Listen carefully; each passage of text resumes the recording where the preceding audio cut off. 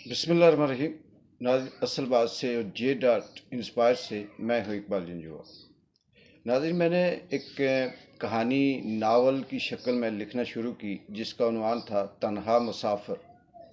इसकी अल्हम्दुलिल्लाह 25 किस्तें मैंने मुकम्मल की और मैंने एक शॉर्टेस्ट सा नावल लिखने की कोशिश की। बेसिकली ये जो नावल है ये ज़िंदगी की सर्वाइवल का के पे नावल है, जिसमें ज़िंदगी की सर्वाइवल के लिए इंसान कैसे जंग लड़ता है, इंसान की ज़िंदगी में कैसे कैसे मोड़ आते हैं।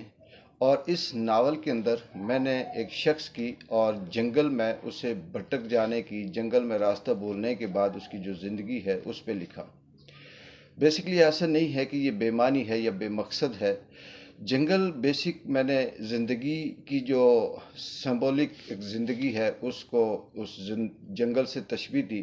फिर उस जंगल के अंदर किस तरह से उस शख्स के हालात गुजरते हैं, कैसे कैसे जंगली जानवरों का उसे सामना करना पड़ता है और किस तरह से वो बचता है और क्या क्या वो मुख्तलिफ मुश्किल हालात में ख्यालात आते हैं, उसे डायलॉग बोलता है और वो ज़िंदगी से जीने के लिए जंग लड़ता है। उसकी ये कोशिश है कि अगर वो हार गया, हिम्मत हार गया, तो इन जंगली दरिंदों का शिकार हो जाएगा। और अगर वो अपने सर्वाइवल की जंग लड़ते हुए अगर वो मर गया तो कम से कम उसकी रूह या वो खुश होगा और वो इसे अपनी कामयाबी की तरफ वो रवां दवां था। इसके अंदर क्या कहानी है, ये 25 किस्तें मेरे जे डॉट इंस्पायर जो भी आपके पीछे लिखा हुआ है, यूट्यूब पे चैनल है, इसके ऊपर भी इसकी कहानियां हैं। और इकबाल जंजुआ के नाम से मेरा जो फेसबुक पेज है उस पर भी ये किस्तें मौजूद हैं। मैं ये नहीं कहता कि आप देखें ना देखें, दिल करता है तो देख लें, नहीं तो ना देखें। मेरे वैसे भी चैनल्स की रीच बहुत कम है, उसकी वजह शायद के एरिया डिपेंड करता हो या मेरे अपने कोई इस तरह की पसंद नापसंद उसमें हायल हो। लेकिन मेरा काम जो असल है वो यही है कि जो हालात हैं, जो हम कहीं किसी तरह से फ्रस्ट्रेशन का शिकार होते हैं, उससे बचने के लिए, उससे निकलने के लिए मैंने सिर्फ यही सहारा लिया। पहले मैं कॉलम लिखता था, फिर कहानियाँ लिखता था, फिर इस तरह से लिखा करता था। लेकिन जब से सोशल मीडिया, यूट्यूब या इस तरह से चीज़ें आई तो अखबारात में भी उस तरह से इतनी कोई पजीराई नहीं होती। फिर अखबारात में भी लिखने से ऐसे है कि बहुत से अखबार वाले ऐसे हैं जो ऐसा समझते हैं कि उनके अखबार में कॉलम लिखने से शायद कि हम दुनिया की बुलंद तरीन चोटियों पे पहुंच जाएं या शोहरत की बुलंदियों पे छू आसमानों तक पहुंच जाएं, तो वो 101 किस्म के नखरे कर रहे होते हैं। तो मैंने फिर उसी फ्रस्ट्रेशन को निकालने के लिए दूसरा रास्ता इख्तियार किया। मैं कहानी लिखता हूँ, उस पर बात करता हूँ और फिर वो मैं अपने चैनल पे अपलोड कर देता हूँ। मेरा दूसरा चैनल है इकबाल जंजुआ के नाम से, उसमें मैं सियासी तजिया, तबसरा या कोई हालात होते हैं उस पर बात करता हूँ। ये जो तन्हा मुसाफिर है, आप इसे सुने और इसे सुनने के बाद इसे मैं भी मज़ीद इंशाअल्लाह बेहतर करूँगा, इसकी डॉक्यूमेंट्री अंदाज में इसे बनाने की कोशिश करूँगा। फिर इस नावल को एक किताबचे की शक्ल देने की कोशिश करूँगा। लेकिन मेरा मकसद खैर वो बाद में है, वक्त के साथ साथ है। लेकिन बताना ये था कि वो ज़िंदगी की सर्वाइवल है और ज़िंदगी में इंसान को जो जंगली जानवरों से पाला पड़ता है, जंगली जानवरों से मेरी मुराद ये थी कि ज़िंदगी के ये जो हालात हैं इसमें किस तरह से इंसान कैसे कैसे हालात से गुज़रता है और कौन कौन सी मुश्किलात उसके सामने आती हैं, कहाँ वो हिम्मत हारता है, कहाँ वो जीत जाता है और किस तरह से वो करता है।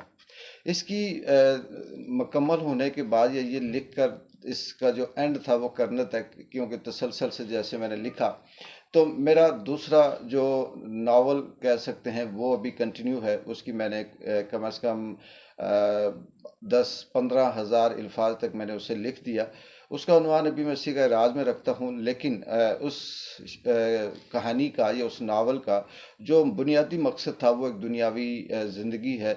इस माशरे के अंदर एक मेहनती, बासलाहियत और मुसलसल जद्दोजहद करने वाला शख्स जो दिन रात अपनी कामयाबी के लिए मेहनत करता है, मगर वो सारी ज़िंदगी नाकाम रहता है। और नाकाम क्यों रहता है इसका जवाब इस कहानी के अंदर है।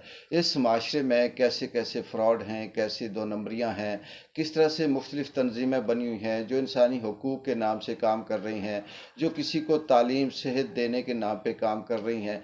वो शख्स किस तरह से अपनी सारी ज़िंदगी 60-70 साल की ज़िंदगी में मेहनत भी कर रहा है, इन लोगों से मिल मिल भी रहा है, लेकिन किस तरह से हालात उसके सामने आते हैं। कहीं पे कुदरत की मुश्किलात उसके सामने हैं, कहीं पे कबीलाइज़्म उसके सामने है, कहीं पे पैसा उसके सामने रास्ते की रुकावट बन जाता है। किसी जगह पर कुछ इस तरह से मामूलात बनते हैं, लेकिन किसी भी तरह से वो भी पीछे नहीं हटता, लेकिन कामयाबी भी उसके रास्ते में नहीं आती, और वो इसी जद्दोजहद में अपनी ज़िंदगी गुजार रहा है। तो ये भी इंशाल्लाह मुझे उम्मीद है कि इसकी मैं 100+ किस्तों तक इसे ले जाऊंगा और इसे लिखूंगा। आपसे इसके लिए हवाले से भी यही कहूँगा कि पसंद आए तो देखिएगा, ना आए तो तब भी आपकी मर्ज़ी। लेकिन आपसे ये आज जो मेरा वीडियो बनाने का मकसद ये था कि मेरा जो तन्हा मुसाफिर के नाम से जो नावल था वो कंप्लीट हो गया, और उसकी 1-2 किस्तें अभी मैंने अपलोड करने के लिए रखी हुई हैं, वो भी कर दूंगा। और उससे सिर्फ ये बताना था आपको कि ये कहानी, ये नावल ऐसी नहीं है।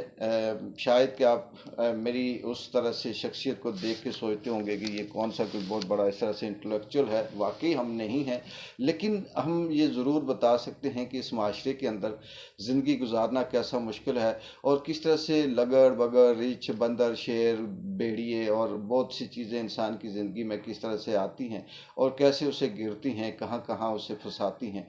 तो ये सारे का सारा इसके अंदर था। अब इकबाल जिंजवा को इजाज़त दें, और इंशाअल्लाह अगले जो नावल है उनकी किस्तों में आपसे मुलाकात होगी। अल्लाह हाफिज़।